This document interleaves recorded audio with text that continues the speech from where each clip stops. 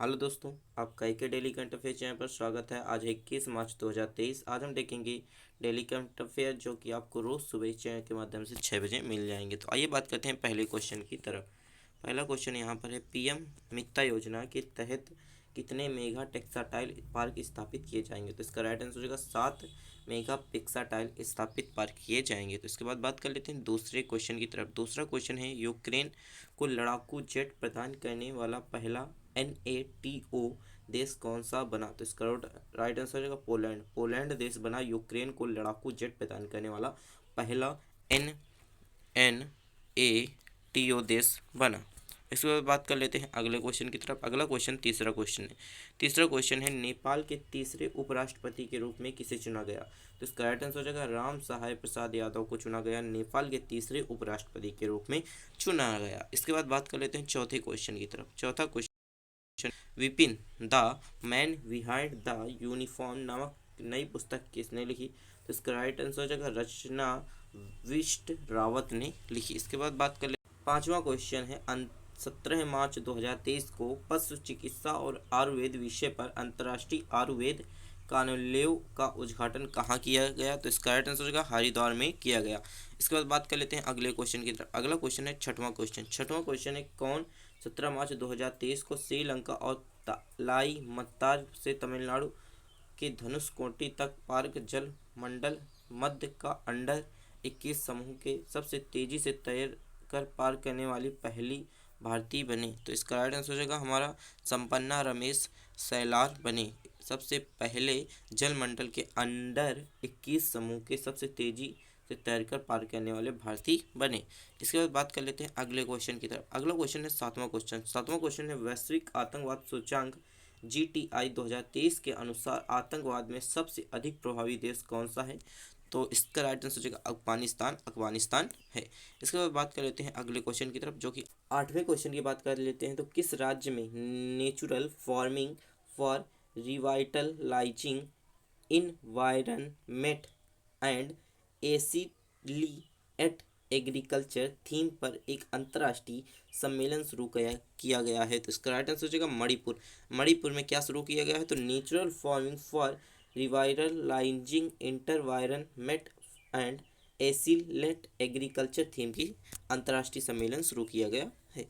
इसके बाद बात कर लेते हैं नवे क्वेश्चन की तरफ। नवा क्वेश्चन है, किस राज्य ने कितने राज्य में 19 नए जिले और 3 नए मंडलों की घोषणा की है। तो राजस्थान में 19 नए जिले बनेंगे और 3 नए मंडलों की घोषणा करने की घोषणा की है। इसके बाद बात कर लेते हैं 10वें क्वेश्चन की तरफ।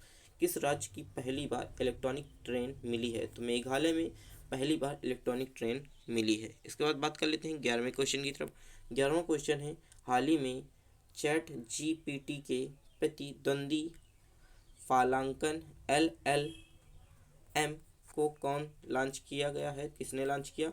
अम्बू धाबी ने लॉन्च किया हाल ही में ChatGPT प्रतिद्वंदी फॉल्कन LLM को लॉन्च किया। इसके बाद बात कर लेते हैं अगले क्वेश्चन की तरफ। अगला क्वेश्चन है, अंतर्राष्ट्रीय अपराध न्यायालय ने हाल ही में किस देश के राष्ट्रपति के खिलाफ गिरफ्तारी वारंट जारी किया। तो रूस के खिलाफ गिरफ्तार वारंट जारी किया। इसके बाद बात कर लेते हैं अगला क्वेश्चन की तरफ। अगला क्वेश्चन 13वें क्वेश्चन की। 13वां क्वेश्चन है हमारा, हाल ही में धूम्रपान कानून के लिए किस शहर को स्वास्थ्य शहरों के लिए साझेदारी पुरस्कार मिला है। तो बेंगलुरु। बेंगलुरु को हाल ही में धूम्रपान कानून के लिए स्वस्थ शहरों की साझेदारी में पुरस्कार मिला है। इसके बाद बात कर लेते हैं अगले क्वेश्चन की तरफ। नंबर की 14 नंबर है, ताजिकिस्तान में संयुक्त राष्ट्र रेजिटेट को ऑर्डिनेटर के रूप में हाल ही में किसे चुना गया। तो KR पार्वती को संयुक्त राष्ट्र के रेजिटेट कोऑर्डिनेटर के रूप में चुना गया है। बात कर लेते हैं 15 नंबर की। तो 15 नंबर है, हाल ही में किसने सागर परिक्रमा चरण 4 का उद्घाटन किया। तो पुरुषोत्तम रूपाला ने किया। इसके बाद बात कर लेते हैं 16वें क्वेश्चन की तरफ। 16वां क्वेश्चन है, किसे हाल ही में गवर्नर ऑफ द ईयर 2023 का पुरस्कार से सम्मानित किया गया। तो शांतिकांत दास को गवर्नर ऑफ द ईयर 2023 के पुरस्कार के रूप में सम्मानित किया गया। इसके बाद बात कर लेते हैं 17 नंबर की क्वेश्चन की तरफ। 17 नंबर का क्वेश्चन है, हाल ही में PM मित्रा योजना के तहत सरकार कितने राज्यों में मेगा टेक्सटाइल पार्क विकसित करेगी। तो इसका राइट आंसर है 7 विकसित करेगी 7 राज्यों में। इसके बाद बात कर लेते हैं अगले क्वेश्चन की तरफ।